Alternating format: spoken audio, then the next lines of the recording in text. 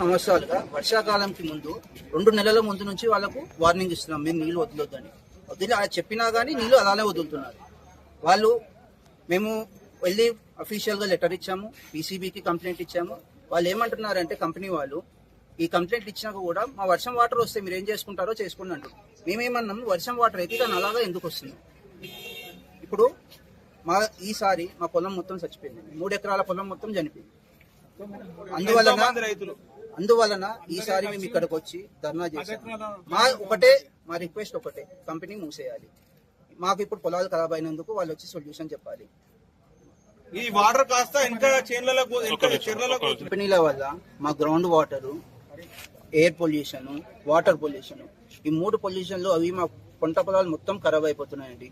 వీటి వల్ల మా ప్రాణాలకు ఎంత హాని జరుగుతుంది. ఇప్పుడు మేము వేసిన పంట పొలం కూడా ఎవరన్నా తినొచ్చా? ఈ వాటర్ వచ్చిన పంట పొలాలు తినగలుగుతారా?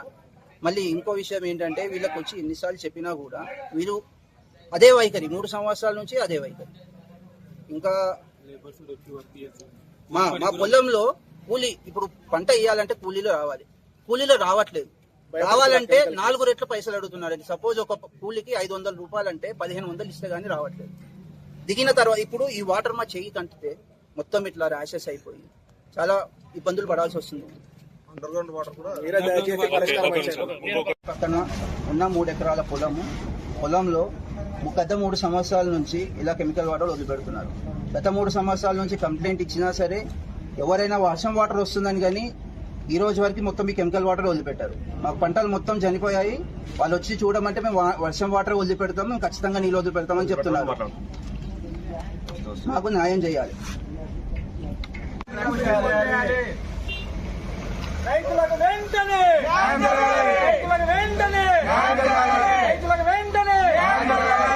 మాకొద్దు రైతుల కంపెనీ వెంబడే మాకొద్దు.